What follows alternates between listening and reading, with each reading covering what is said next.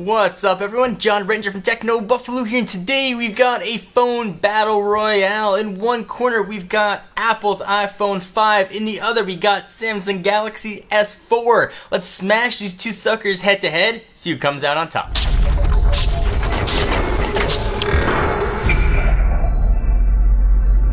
Alright, so before we get into all the battles and fighting, let me give you a few disclaimers. Yes, the iPhone 5 was announced last September, which in cell phone years makes it a grandfather. But it did just come out on T-Mobile, and this decision a lot of folks are facing when they come to get a new phone. Do they want the current generation iPhone, or do they want the latest Samsung Galaxy device? So of course, once the iPhone 5S comes out, we will update this review and do a complete comparison comparing both those devices, but at least for now, this is the latest Apple handset against the latest Samsung handset. So let's go ahead and smash it up. So I do my reviews, the first thing I usually talk about is reception. Both of these guys had almost identical reception, pulling in the same bars, which I know is kind of just algorithmic gibberish for what shows up on the screen, but reception was solid for both. I got solid LTE on each, and this review is done using both AT&T models, so iPhone and Galaxy S4. I'm not going to get too into the operating system stuff once we've covered that ad nauseum. I'll talk a little bit about some of the S features and some custom stuff that Apple's got with the iOS, but not much operating system things. So if you want to see specific OS stuff, go back and check the reviews for each of these phones. So whenever I do these versus videos, I try and pick the categories most important to me and the categories I think might be most important to you, but obviously there are tons of other things we could discuss, and this would be a 17-hour video.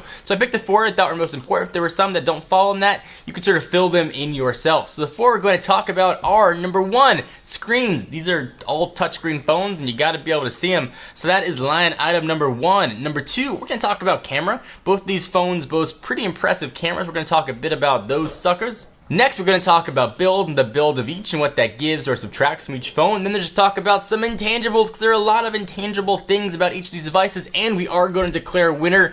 And none of that, it's a tie. The choice is up to yours. Cop-out answers, one of these phones will win.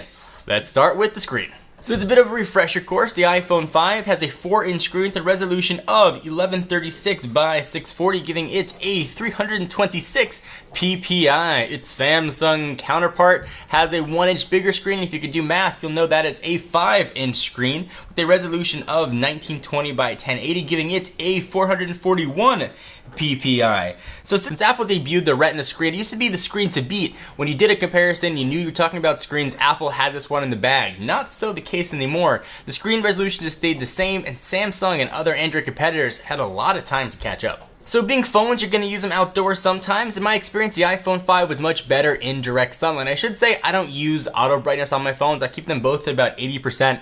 In direct sunlight, I could almost always see what was on the iPhone 5. Not always the case with the Galaxy S4. So ding, that subcategory goes to the iPhone. But the Samsung's got a lot of screen niceties tucked away inside of it. So the S4 had better viewing angles. You could view it from the side much better. And of course, having a bigger screen and bigger resolution, you could see much more content. For instance, when we go to technobuffalo.com, we could see a whole separate article extra that we couldn't see on the iPhone 5. So we're talking about playing games or watching video. The honest answer is I couldn't really tell that much of a difference between the two. Obviously the screen size was different, but both of them looked awesome. So that, is going to be a tie, but if you have to pick a winner when it comes down to screen, I will take better viewing angle, I will take larger size any day. That one goes to the Samsung Galaxy S4.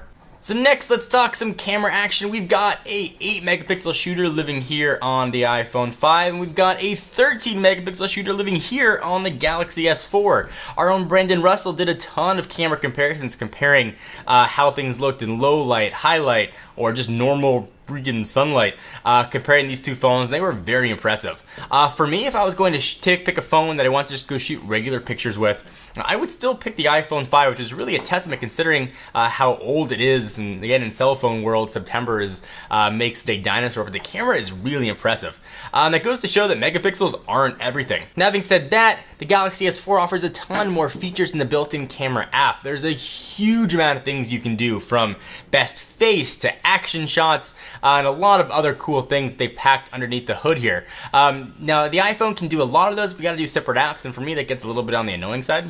So this one's really gonna come down to what you want. If you want just a pure shooter, or if you want the features. So when it comes down to camera, this round's a tie. Alright, next let's talk about build, and before everybody out there starts screaming, but the plastic build makes it do so many more things, calm down. I'm gonna get to that. Build quality on the iPhone has been outstanding. Since the very first iPhone came out, you've got a single piece of aluminum that it's carved out of, and the phone just feels incredible. It hasn't held up that well over the past 8-ish months. It's got some dings around the outside. I don't use a case on it though, so that could very well be my fault, but the phone feels outstanding. Apple nailed the design of the iPhone 5. This is the best looking iPhone they've ever had. It feels incredibly light to the point where you almost forget that there's a battery inside of it. Every inch, every millimeter, every centimeter, every nanometer of this phone, you could tell attention to detail was paid to it, and it really shows. The build quality is absolutely outstanding. Now when it comes to the build quality of the Galaxy S4, we've talked about this ad nauseum, but it bears sort of repeating once more. It's plastic. Some of you might not mind it, some of you might actually like it, but for me, it doesn't scream high quality, at least on the build quality side. Now I do like the addition Samsung's made from the S3 to the S4. They've got these sort of fake metal accents on the side. They've squared off the outside of it, so when you hold it, it feels much more secure in the hands. But when it comes down to build, you pick both of these phones up and you hold them in your hands. The iPhone 5 feels head and shoulders better than the Galaxy S4. So this round goes to the iPhone. Alright, so next let's talk about intangibles, because there are a lot of intangibles about both of these phones. Let's start with the Galaxy S4. It's got a lot of stuff in it that the iPhone just doesn't have. Things like NFC, things like expandable storage, things like a removable battery, if that's important to you. All the crazy S features that are packed into it. Just got a ton of awesome things that the iPhone just doesn't have. Now for me, the iPhone also has some intangible features as well. It's got the App Store, which for me is always going to be the ace up Apple sleeve. The App Store is incredible. Apps are designed just for these devices. They only have to support a few screen sizes, and the app experience, if you compare the same app on iOS and Android, almost always is a better experience on iOS. Also, Apple of course has the iCloud, which I know there's a lot of cloud solutions for both and cross platforms, and some just meant for Android.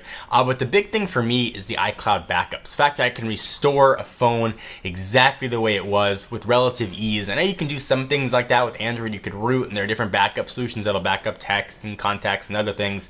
But as far as a seamless backup experience, the iPhone really has that one nailed. But when it comes down to pick a new device, tangible wise, I'm going for NFC. I'm going for expandable storage. This round definitely goes to the Galaxy S4. So we talked about screen, we talked about cameras, we talked about build quality and some intangibles. Who is the winner of this epic phone smackdown?